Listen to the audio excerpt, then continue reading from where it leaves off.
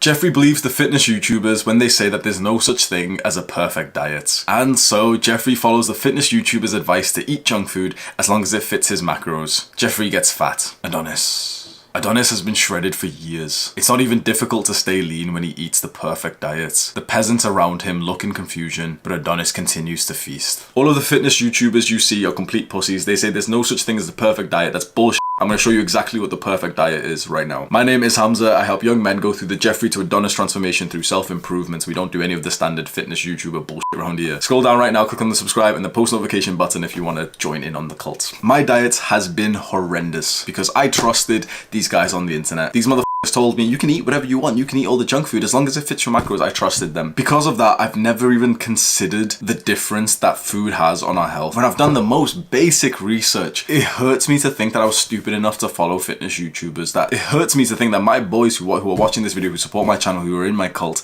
have taken the stupid advice that I have from these big ass fitness YouTubers. Because I'm telling you right now, none of those people are healthy. Just because they've got muscle and they're like shredded does not mean they're healthy, and it does not mean that they will still be alive 10 to 15 years from now. A lot of those motherfuckers are gonna get diabetes very soon. And I've said this a few times, I'll still keep saying it. You're going to start seeing them literally die. Like, you're going to see big fitness YouTubers start to die in the next 10 years because of the stupid ass diet that they're on. And I followed that advice every single day, bro. I was eating junk. The amount of junk food I was eating, I was going to McDonald's. Like, I've literally got a video, the semi-viral video that I released, the aesthetic body guide. And I literally said, oh, I eat junk food every day. I go to McDonald's every single day. I used to, like, that was not an exaggeration. It was every single day I was eating that shit, bro. Because all macros are the, you know, if all calories are the same, just eat your macros. Why would I eat clean? Like, what's the reason of eating clean? What's the reason of thinking about health if all macros are the same? You may as well eat whatever you want, right? And so I have always struggled with binge eating to the point that it makes me cry. The fitness transformation, like my body transformation, is one of the most important things to me. And feeling like you don't have any control over your diet, which you probably can relate to. Like, you want to improve your diet, you just keep on making the same mistakes. It's because the food that the people online, like, they're supposed to help you, but the food that these people are suggesting for you to eat, one, it makes them more money. You know, they get more views if it's the guy who's jacked and he's got the picture of the cereal and he says, oh, what I eat in a day, full day of eating as the fitness person. Like, but two, that food is literally addictive. The reason why you keep finding yourself just f***ing up on your diet is because you're literally addicted to junk food and you're surrounded by a culture that promotes it. It took me a while. Like, I went through a very like, I had to change my life to change my diet. It wasn't the other way around. I had to truly, like, I had to move out of this f***ing city. I had to move back into my parents' house. I had to severely reduce how much I use the internet. I don't watch YouTube videos. I especially don't watch f***ing fitness YouTubers. I had to reduce all of this and start looking at, like, real nutritional research. And every single time I'd look through, I'd just be thinking, like, those fitness YouTubers, like, they have no clue what they're talking about, saying that all calories are the same, that you can eat 700, like, these motherfuckers dead ass eat hundreds of grams of sugar per day, and they're like, oh, but if it fits your macros. And so just over a year ago, I truly started to transform my diet. I did some crazy things to do this. Over the last year, the whole year, I have had visible abs. Like, there is not one point over the whole year that I've not had visible abs. Like, this is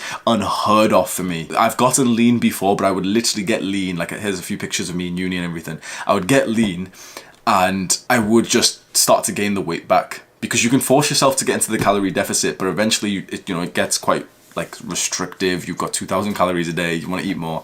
And the moment I start eating more, I just start binge eating again. And so I would get lean, I'd do all that work, and then I'd lose the physique that I was, like, really proud to build. Up until the last year, where now I promise you, this is the truth, I can control my body fat percentage. I have full control over my diet now, because you don't get a feeling of uncontrollable urges and cravings when you eat the food that I'm about to suggest to you in the perfect diets. The perfect diet has 4 factors. It maximizes muscle growth, it minimizes fat loss, it improves your health, and it feels sustainable. If you find a diet that has all 4, you will become a millionaire. Let's break that down. Maximizing muscle growth comes from a diet in the macronutrients that are high in protein, high in complex carbs, not bullshit carbs, not pussy carbs. We're not going to eat sugar, not simple carbs. High in complex carbs and moderate fats. So we need protein around the clock to maximize muscle protein synthesis. And you can imagine this is like the process of turning protein into muscle. Like, very, very stupidly simplified. And this is how it works. Once we eat protein, this ability to make muscle is elevated, but it's like a wave and it starts going down after we've ate protein. And if we eat more protein, it goes up. What we'd like to do is keep this elevated through the entire day. Next, we want want complex carbs around our workouts. This will increase glycogen, and that pretty much makes you stronger and just perform better in the gym, which will mean more muscle gain. Finally, we want moderate fats. We're not going to do the full keto bullshit. We just want moderate fats, which will just make sure that all of our hormones like testosterone are regulated and in a nice healthy level. We'll break this down in more detail soon. The second part of the perfect diet comes from minimizing fat gain, and this comes from fasting. There is no better way to structure your diet than fasting. Fasting means to not eat certain things. Most people think that it's calories. Most people think that you fast from calories. That's bullshit. We fast from carbs, maybe fats, but not calories, especially not protein. So the issue that most people have, most bodybuilders, if you're into building muscle, if you've been lifting weights for a while, the issue that you may have had with fasting, with intermittent fasting, is that you don't get protein in. These guys are telling you, okay, wake up, don't eat protein, don't eat any calories for a couple more hours till 2 p.m. But then you miss the muscle protein synthesis window that we talked about before. So we're going to couple a few things, and we're going to do what I call protein intermittent fasting. We're going to do intermittent fasting where we wake up and we just don't eat for a couple of hours, so we have like just an 8-hour window for our calories. But we're also going to have scoops of whey protein or any kind of protein powder throughout our fasting window so that our protein synthesis gets elevated and we also get the most of the benefits from fasting. So this is exactly what you do. You wake up and you immediately go and have a scoop of protein. Like, so many people say that this would break the fast. I don't think so. We are not fasting from calories, we're fasting from carbs. When you just have a single scoop of protein powder, you get literally like 1 gram of carb in there, and if you mix it with water as well. So we're going to wake up and have a scoop of whey protein, and then 2 to 3 hours we're just going to do some work, stay focused. 2 to 3 hours later we're going to go and have another scoop. Do some more work, 2 to 3 hours later, have another scoop. Then we're probably going to start our eating window after about 6 hours of waking up, and we've had like 2 to 3 scoops of protein during this time. Now we're going to be close to our workout time. So our pre-workout meal, the meal that we eat an hour or two before we go to workout,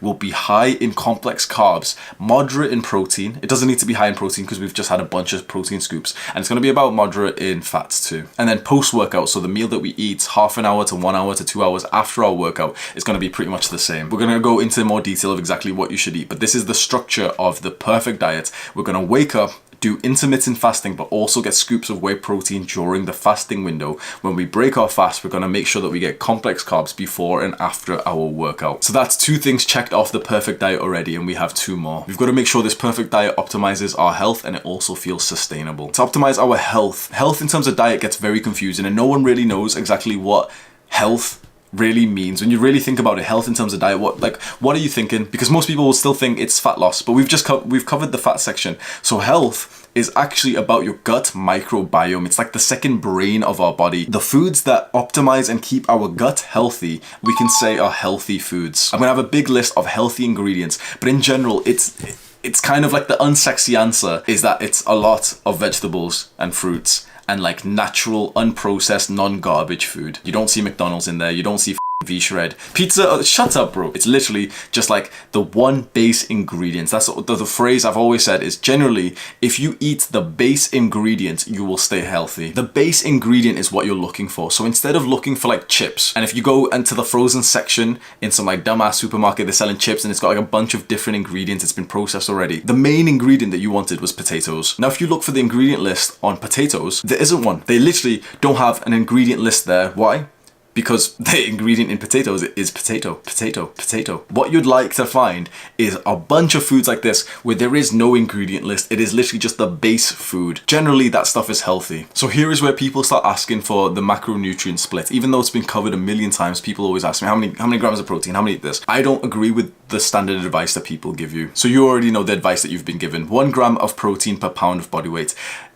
It's pretty stupid advice. Doesn't really work for most people because a 200-pound guy should generally not be eating 200 grams of protein unless he's a jacked bodybuilder. 1 gram of protein per pound of body weight doesn't work. What I would say instead is eat into the range of 120 grams of protein to about 180 grams of protein. If you end up inside of this range, fine.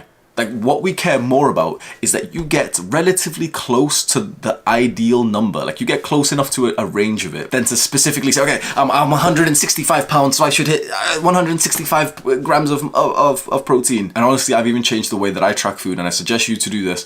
Don't even track macros. I don't think there's that much of a benefit to making sure that you get the absolute most optimum amount of carbs and fats, you know, the split or the percentage split. that reduces the fourth part of the perfect diet, which is sustainability. Because the easier way to wrap your mind around all this is to think, okay, you have X calories. Let's say you've got 2,000 calories. It's easier to say you've got 2,000 calories, get into the range of 120 to 180 grams of protein. Anywhere around this range, in this range, is going to be good enough.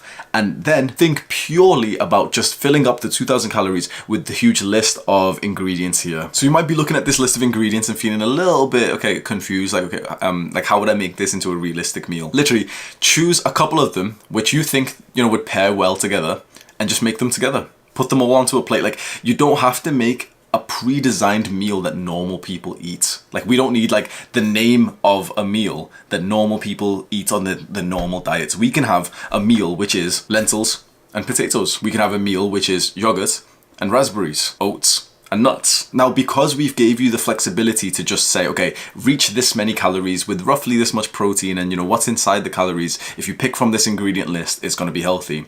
You now have the flexibility to look at this list and just kind of see which one you feel like having today. And that's actually the more healthy way to do things, because long story short, in terms of our gut health, it's better to eat like different things, quite different things, because a variety, it's kind of like cliche terms, but like a variety of fruits and vegetables is the best for your health. It's not exactly the best for in terms of just, consistency, knowing that you've got the exact same meal every day. I prefer to do that personally. I prefer to literally just have the same meals every single day. But in terms of maximizing health, it's better to just rotate a bunch of these ingredients around. Like, you've got your list, you've got your calories, you know roughly how much protein to have, and maybe you need to get like a couple more scoops of protein in. There you go. Do the hard work, especially when you don't feel like it.